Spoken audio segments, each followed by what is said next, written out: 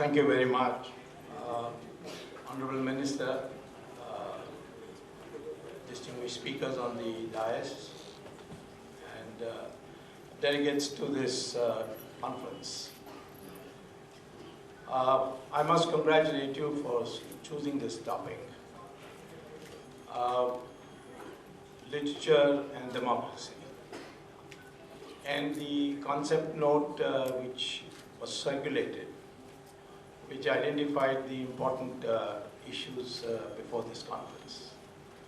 Because I think we have reached a stage where we need to discuss this interaction between freedom for literature and the scope of democracy. I certainly know what it means to be without democracy, and when the state of emergency was declared. And many people had to go to jail. I did not go to jail because they were not able to catch me. But no, I escaped twice, once via Colombo and once via Nepal. The issue is that there is no doubt that this country values democracy intrinsically. When the elections were declared in 1977, I was still that time in the United States campaigning, making preparations to return to contest the elections. When almost all the intellectuals in the United States said that this is a futile election for you, because democracy is meant for educated people and people who are not hungry. With this vast amount of poverty, it's unlikely that the people are going to vote on issues whether there is freedom or no freedom, fundamental rights or no fundamental rights. The prediction was almost unanimous that Mrs. Indira Gandhi would return with an increased majority to power in that election of 1977. When the results came out, of course, Mrs. Gandhi and her party were defeated. But the surprising part was that the most uneducated part of India voted for democracy, and the relatively more educated part of India, namely South India, voted for Mrs. Gandhi. And there is no explanation except one explanation has been, which is, I thought, very superficial, not true, that the impact of the emergency was not felt in the South. That's not true. We know many of our volunteers who suffered enormously torture, police torture, incarceration, and so on. But there is no doubt that education has got nothing to do with the love for democracy. And the UP, Bihar, Madhya Pradesh poor people chose to vote for democracy because they felt that at least in a democracy they had some place to go to explain their grievances. I think that factor is responsible why we are still a vibrant democracy. And therefore, to preserve this democracy, we have to take all necessary steps, including how literature develops in this country. Unfortunately, till the period of Jawaharlal Nehru and his influence, particularly through the Congress Party and his daughter, there was a distinct, marked left-wing inspiration in our literature. And that left-wing influence in our literature manifested itself in denying the entry of anyone who would speak in nationalistic terms, or who would speak about the glorious ancient traditions of India. And consequently, most of the academies, the cultural organizations floated by government were dominated by people who belonged to the left-wing spectrum of our society. And that had a decisive break in 2014, the year when you started your literary conference. And that year, a party which didn't come out of the Nehruvian traditions or a breakaway group of Congress came with absolute majority into power. And it today faces a constant onslaught from those who are no more in power, but had been in power for many, many decades. We have the agitation on returning the awards. I don't know how many ultimately returned it and how many didn't quietly take it back. But the fact of the matter is that there was no occasion for doing so, because the institutions of democracy were still functioning. Elections were taking place, and the ruling party in the center lost a few elections. But in the process, we have discovered something new, and that is the articulation of cultural unity of India does produce a great deal of political dividend. This was demonstrated in the 2014 Lok Sabha elections and has been now recently demonstrated in Assam. So there is therefore two schools now competing for literature. One is the old left-wing school, and the other is a new, more invigorated, what I would call as the cultural nationalist group, which talks about India as a continuing civilization, which talks about an intrinsic unity of India, and places less emphasis on the divisions in our country. Because really, if one were to look at the modern scientific fact, this is something not reflected in the literature of the past. And that is that we are one people. And this is demonstrated now scientifically in the journals of genetics, which have tabulated the DNA on a sample basis, not only in India, but in the University of Cambridge Journal of Genetics, the University of Houston, of course the University of Mysore, which has done pioneering work. And it says that the DNA is the same for Indians all over India. There may be a small deviation here. You might find in some of the extreme border situations where there would be some mingling. Or you will occasionally find an Italian marrying an Indian, and therefore a small portion of that. So, but the broad DNA structure of Indians is the same. And the divisions that we were told are intrinsic to Hinduism, for example, now turn out to be not at all intrinsic. The caste system, for example, or the Varna system, now it turns out to be something that was never birth-based. And in fact, when you start looking at examples, you find that people who are born in different Varnas acquired through their commitment or through their adoption different Varnas. For instance, Vishwamitra was born of Kshatriya parents, but he became the greatest of our Maharishis. Vedavyas's mother was a fisherwoman.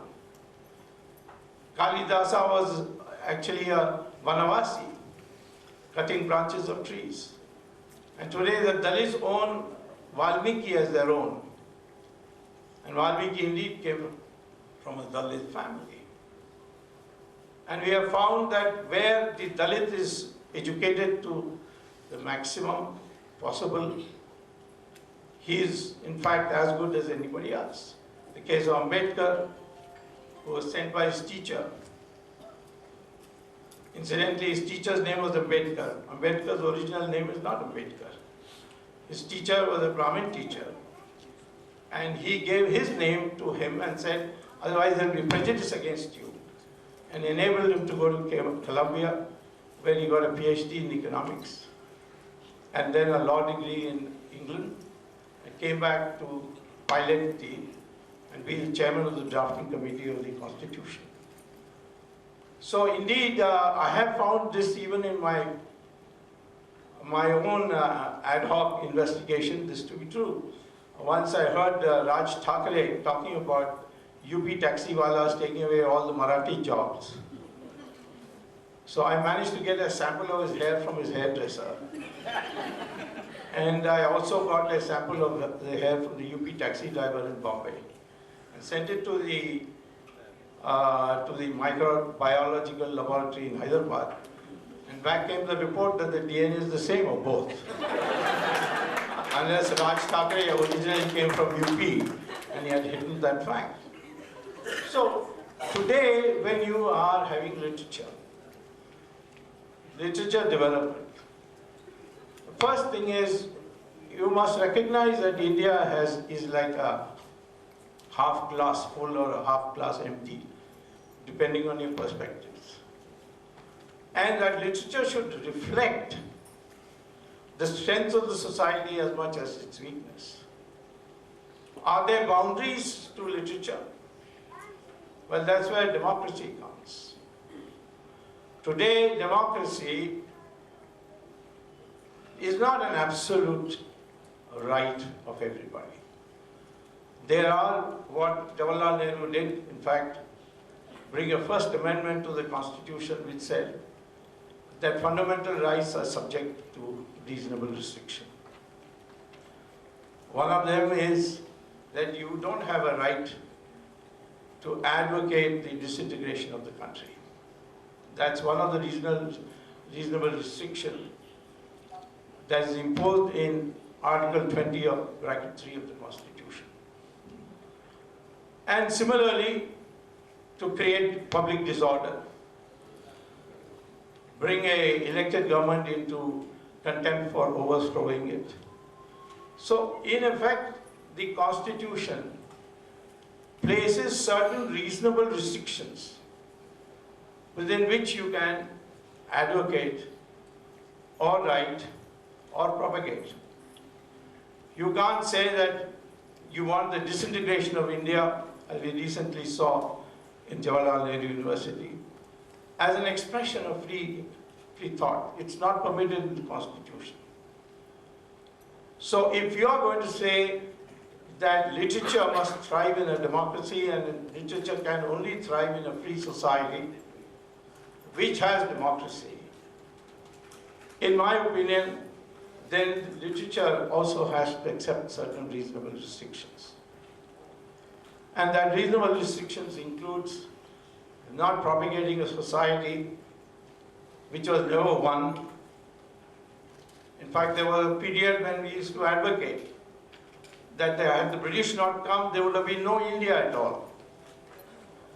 And that India was actually created as an administrative structure by the British, because now very few people say that. But I think today we must celebrate the fact that this country's unity has sustained and remained despite all the pulls and pressures. The Soviet Union today is broken up into 16 countries. Yugoslavia broke up into 4. Indonesia is broken up into 2. Pakistan broken up right before your eyes into 2. But India has remained unbroken after 1947, despite all the dire predictions that India would break up. And I think that literature, which actually emphasizes in a depressing way the exploitation, the misery, that certain people suffer ought to be there, so nobody should ban that. But at the same time, literature which celebrates the unity of India should be recognized by the community of literary scholars as something that deserves to be recognized and praised and in fact given prizes for. So it is this thing where today we are grappling. All this intolerance debate that's taken place is people who had a free run of running down the system because they were persuaded by the left-wing ideology. Today are turned against the present dispensation in power on the grounds of ideology. But in the process, there is no room for accommodation. Unless there is a consensus, how can literature survive? And consensus means listening to both sides, so both views. We know that today, those who had a free run for almost 60, 70 years, 65 years, today are not willing to tolerate even a proposition which calls for revision of history. Much of what you have been told is not sustained by modern science. There is no such thing as an Aryan invasion. There is no evidence for that. There is no such thing as a racial difference between Aryans and Dravidians. They were never meant as original terms. There is no word Aryan in any of our scriptures. Arya is there, which means only a cultured person, a good person. And Dravidian was a word which was invented by the Shankaracharya to designate where three coasts meet, and that is South India. Dravida was a concept for South India. But it was the British who gave it this racial meaning. And now it is part of our literature, particularly that comes out of Tamil Nadu, which propagates that Tamils are different people because they are Dravida. Even their concept that many of their books write about Ravan being a great Dravida king. Unfortunately, Ravan is not from the Dravida. Ravan was born near Delhi in a place called Noida. There's a village, you can go and see it even today, called Basra. And he went to Mansarovar and Lord Shiva gave him a boon. On that basis, he looked around which country he could conquer. His brother or his cousin brother, Kuber, had made Lanka into a beautiful country. So he conquered Lanka and became its king. But for years, there was a celebration of Raman Leela in Tamil Nadu and debunking Ramayana as something foreign for India. And it was part of our literature. And so all these require revision today. Our languages may look different, but in essential terms it is the same. Our constitution now requires that the link language, which Hindi is supposed to be, must borrow its vocabulary, according to Article 341, from Sanskrit. But today we hear Mr. Karunanidhi speak against Sanskrit. But his own name is Sanskrit, Karunanidhi. He has not found a Tamil equivalent of it today. So therefore, I would say that this debate should discuss this question, whether there are Lakshman Rekhas for literature, whether as for a democracy, in the Constitution, there is reasonable restrictions placed on your freedom of expression, reasonable restrictions placed on your expression and your speech, and almost all fundamental rights are subject to reasonable restriction, including the freedom to worship. Article 25 of the Constitution makes it very clear that free pursuit of your religious expression is subject to 3 conditions. It should not violate public order, it should not be against morality, and it should not be adverse to your health. That's there in the Constitution. So if democracy means acceptance of reasonable restrictions, does literature also have to devise? This has to be done by people who are in the field of literature. It can't be imposed, except to the extent that the Constitution imposes it on you. But as part of the community of those who are in the field of literature, they should themselves discuss whether that for this country, for its democracy to survive and prosper, whether literature itself should have a consensus worked out beyond which you will not allow literature to go, or at least be a part of the mainstream of your literature. There can be always extremists who can write anything they like and get caught perhaps, and the law take its course with them.